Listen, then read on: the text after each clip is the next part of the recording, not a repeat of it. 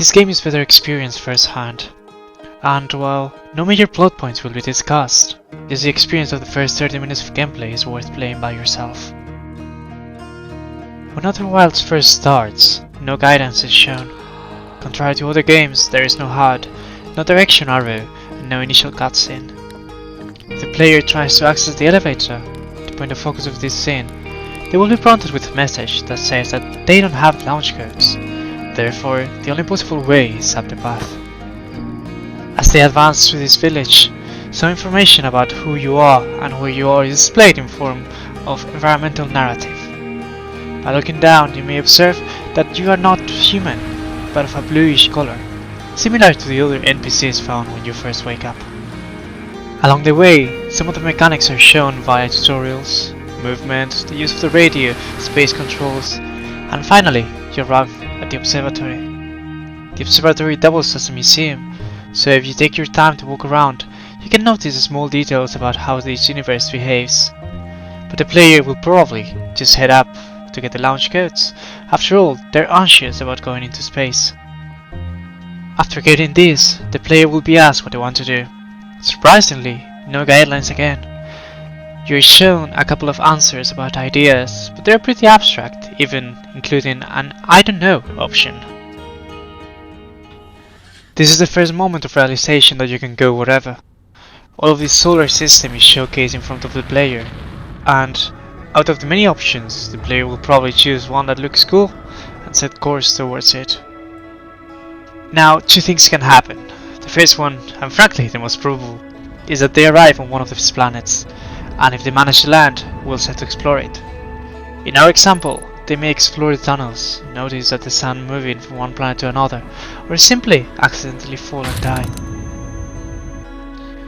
The other thing that can happen is that the player, similarly, sets to explore, discovering ruins and elements but staying alive. If they are unlucky and at the 22-minute they're underground, the screen will slowly fade to white. But if they happen to be on the overworld, they will realize what is actually happening. The sun is exploding.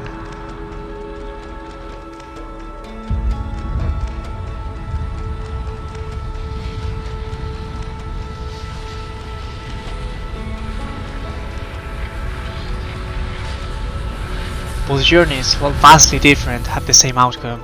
You die. After this, a small time-lapse of your last 22 minutes, or whatever match you lived, is shown. The screen fades to black again, and you can press the button to wake up. This is the first moment of confusion, and how Outer Worlds presents its main mechanic, the time loop. If you ask around, none of the other Hearthians remember anything. New dialogue options appear, but they say it's probably you being nervous. As you have done this before, you can go to the spaceship directly. You already remember the launch codes after all. And the same takeoff happens, everything is set back to how it was the first time.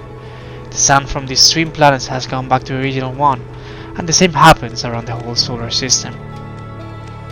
But this soft reset does not feel annoying, like you have lost all your progress. Every planet is now a combination of space and time. You can make use of this new beginning to access areas that you previously couldn't, or you can wait on a bonfire until new ones open up. Every planet is designed with smaller zones that can be explored within a time loop, and they are related by what Alex Rich calls a web of curiosities. Every area is full of little elements that provide information. That information is related to other elements, usually in the form of questions and answers. You may find an object which points you to another planet, where you could get some resolution and new guides on where to go. An example could be the distress beacon on Brittle Hollow. There is some information about the area, but in the end, you find out that there is another beacon on the same frequency across the galaxy, and perhaps you should go now and check it out. Or you could continue that investigation during the next time loop. This web of curiosities is the only persistent thing across the time loops. As it is information, it doesn't need to change, it will stay constant. To make things easier, the game provides an on-board clue system. This is basically described by the creators as their own development cheat sheet, implemented into the game, and it has two views. The first one, where a list of planets and information about them is shown. and the second one, where the web of curiosities happen. In both, you unlock information as you visit new areas, and in the latest, you can see how everything relates and use it to further investigate. These clues within the web of curiosities are called points of interest. These points of interest act as conceptual barriers towards the curiosities. By conceptual meaning that you may stumble onto them, but until you further understand how the world works, you may not discover what the curiosity contains in itself. An example could be the tornadoes within Giant's Deep. This planet has a thick atmosphere, and once you get in, you will be greeted by a vast ocean full of tornadoes.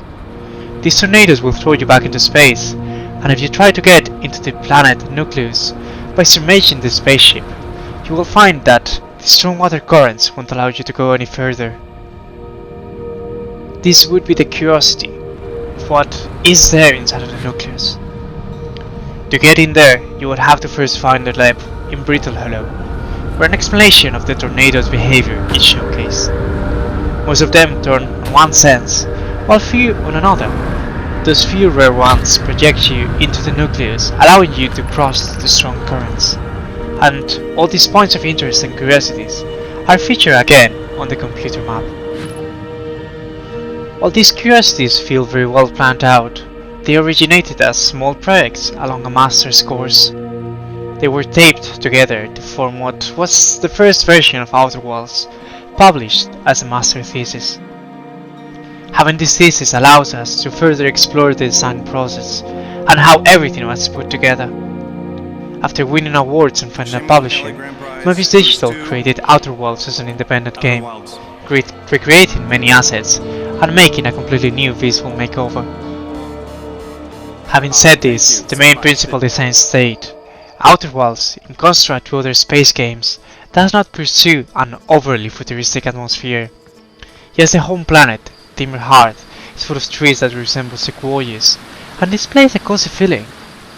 Interactions with the world, as previously said, are based on how you react to them, not how you affect them. A strong connection with nature and the surroundings is created by small details, and despite having what many would call survival mechanics, this just enhances the connection rather than distance you from the world.